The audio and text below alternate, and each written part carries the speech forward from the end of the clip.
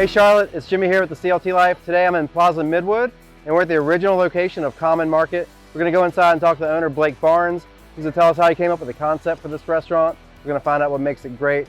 Let's go on inside and take a look.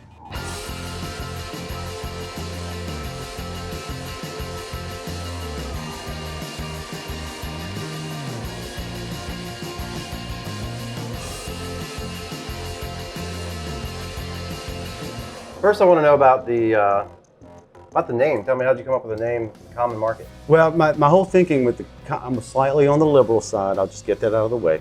But it was on Commonwealth Avenue, and I was going to call it Commonwealth Market. And then I had a couple other ideas. It's like, well, what about Common Market? And it was kind of being a musician. It was like thinking, like, where are you going? I'm going to Common Market. It just had a good little pop ring to it. Mm-hmm. And so, like, the tagline on every single receipt is Common Market, market for the people. Tell me a little bit about your background, how long you've been in Charlotte and running a business. Been in Charlotte off and on for the 53 years that I've been alive. My grandfather actually ran a butcher shop in downtown Charlotte when it was downtown, not uptown. Right. Way back in the day, during like the 40s. I mean, way back there. I got into the music business, was touring musician, played all the time. Hit about the early 30s, and I was like, you know, I really need to figure out something better to do with my life. More stable and a little healthier. Yeah, 50 bucks a day out in the middle of nowhere wasn't really cutting it. So I started working for a company called the Laurel Market over off Cherokee, and it's a similar concept, but it was just a deli, just a small little grocery with a little bit of beer and wine. Okay. And once I got there, I'm one of those guys that realized, it's like, well, wait a second. If I can do this for him, why can't I do it for myself? I looked up in North Davidson, I was looking at Myers Park, all over the place. And oddly enough, I chose Plaza Midwood because it's all I could afford. But in 2002, it was a little bit different than it is now.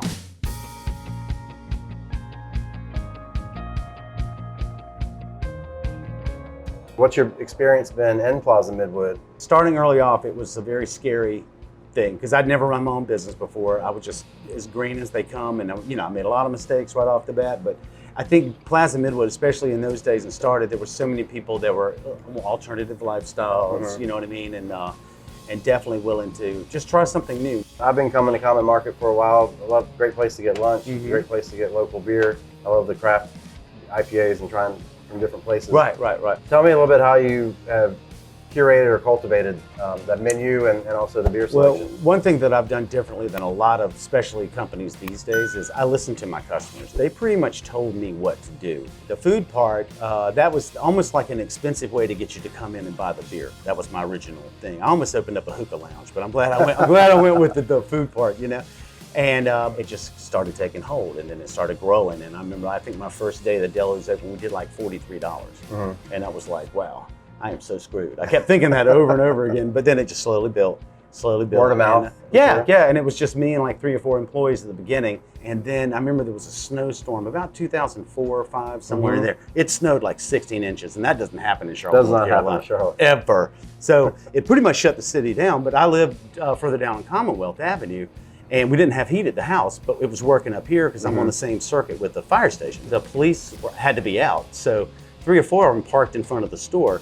Well, then WCCB Channel 18 was over by the old Coliseum. Yeah. They were driving around, and they thought I'd been robbed because there were so many cop cars out there. And I remember you were the only business in town. I was the only business open, man. I mean, literally, I was it over here, and it was because we could walk, you know. Right. And so they ended up shooting from here all day, and especially back then, people would watch the news all day long, and that was a big turning point. Because they were watching YouTube videos. Yeah, they were, basically. I showed up, and I outlasted, man. And we have been open since 2002, December. I've been open every single day. I've never shut down once.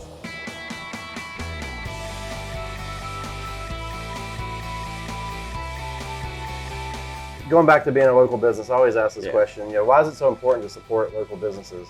Every employee I have can ride their bikes here, so I hire very locally. A lot of them are artists, musicians, so that we're helping them work on their career, like that.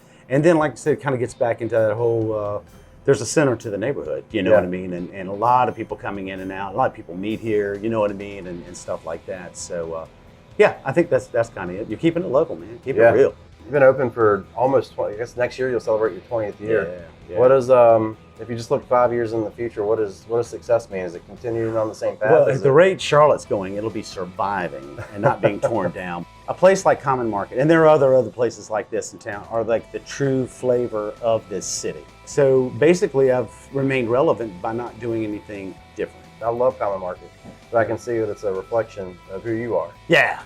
Which I have cool. honestly tried to get my personality out of it a little bit because I can't carry the whole load.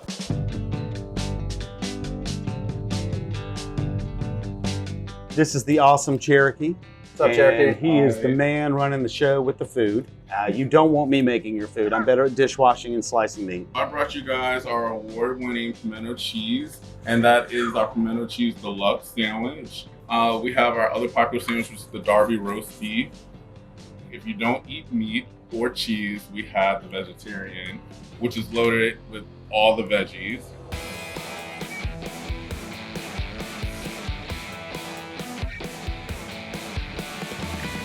What do you want to offer to the viewers? I was thinking, free cup of coffee with the breakfast sandwich. Okay. And that's only because there's 300 coffee shops around me now, but yet I am the least expensive, super fine quality coffee, but it's just straightforward coffee. Make sure you go to parkbench.com/thecltlife. You'll see the deals on there. Common Market's going to have a deal. So you got to go on there. You got to give them a review. So give them a positive review, and then you come on in, print that coupon off, and get your free coffee with your breakfast sandwich. All right, So, I like it. Well, you want to take a quick look inside the store? Sure.